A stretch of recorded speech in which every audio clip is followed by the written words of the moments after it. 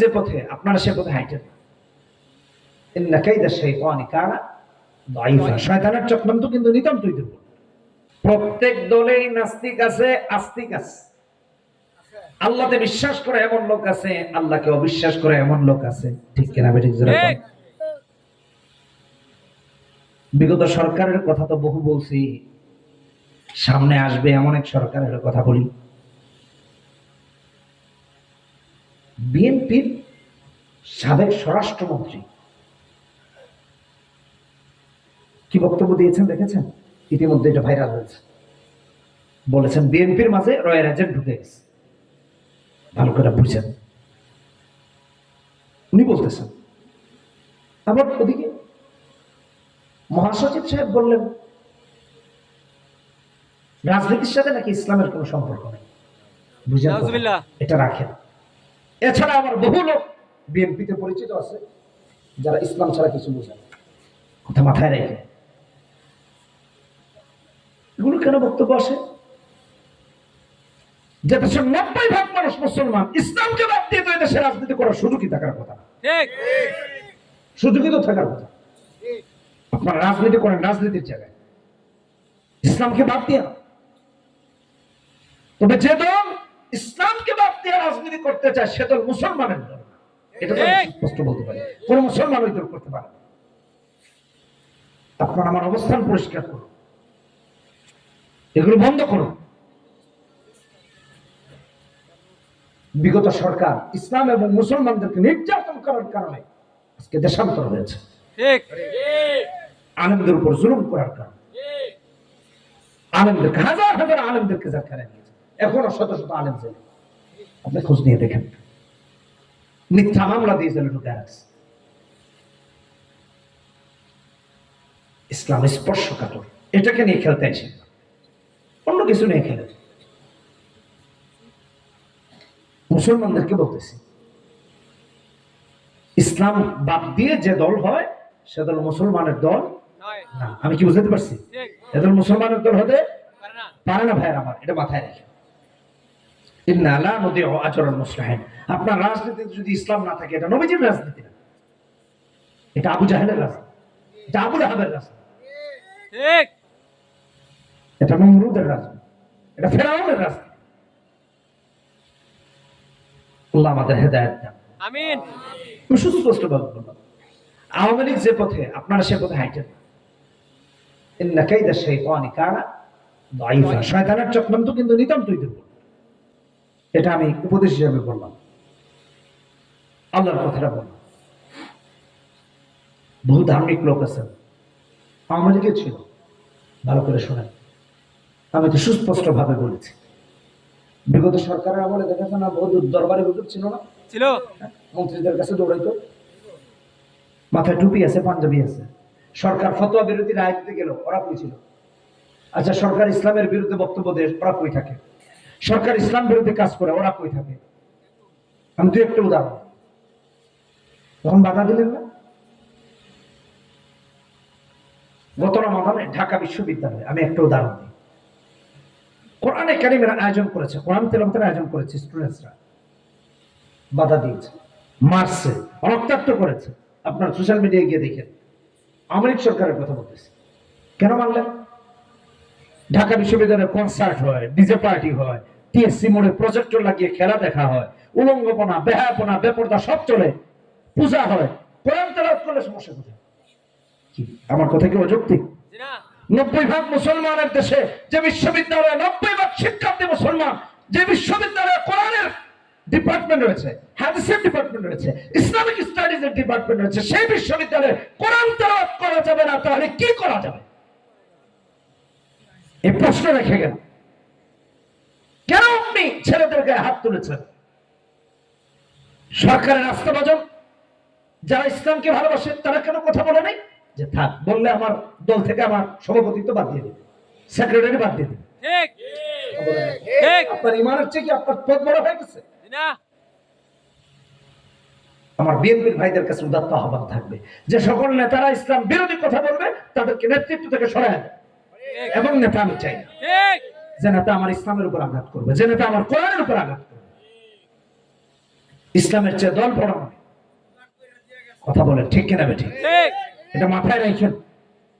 দুই একজনের জন্য দলের বদনাম হবে, এটা হতে পারে না।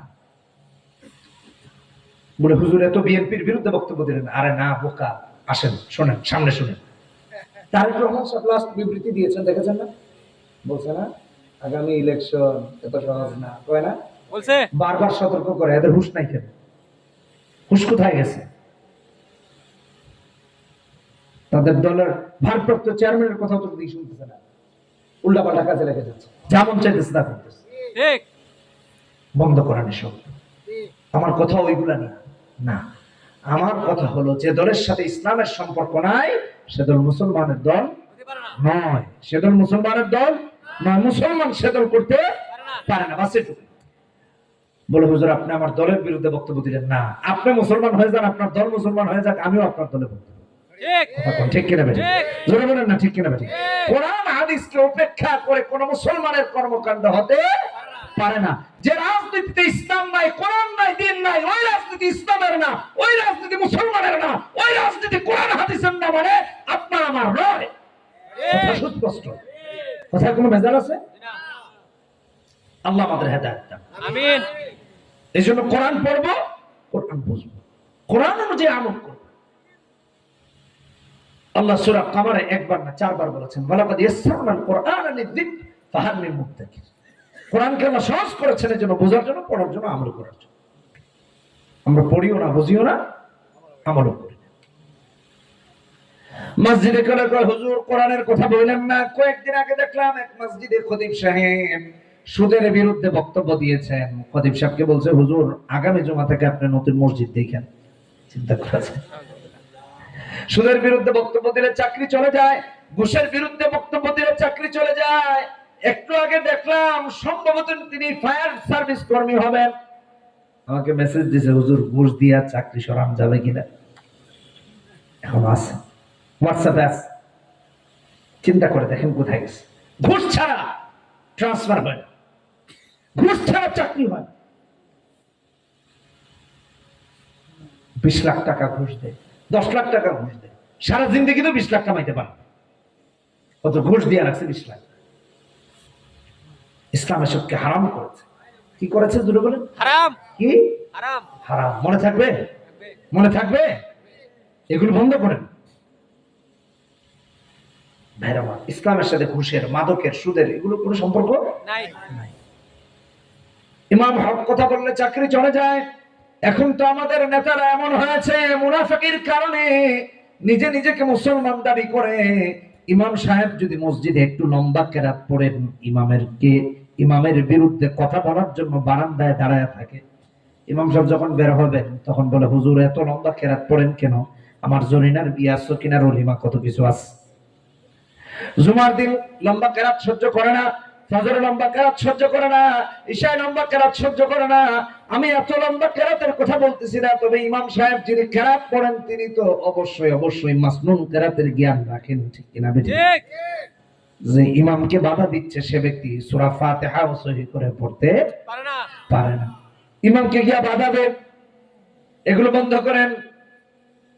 মুনাফিকরা কোরআন শুনতে পছন্দ করে না, মুমিন পছন্দ করে।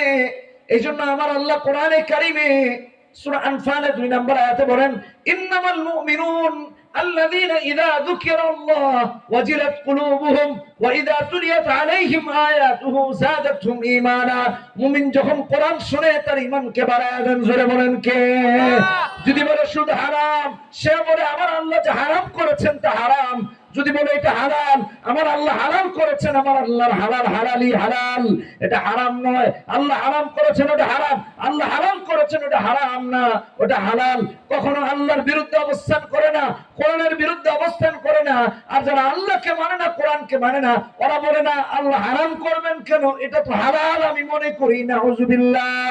যে ব্যক্তি আল্লাহর হারামকে হালাল বলে তার ঈমান সঙ্গে সঙ্গে শেষ, মুসলমান না। একটা উদাহরণ দেই। মনে করেন একজন মদ খায় বা পান করে, মদ পান করে, কিন্তু সে মনে করে এটা হারাম। তার ঈমান আছে কিন্তু সে কবিরা গুনাহ করতেছে। আর আরেকজন মদ পান করে না কিন্তু মনে করে মদ হালাল। কি মদ হালাল, তার ইমান নেই, সে না খেয়ে কাফের।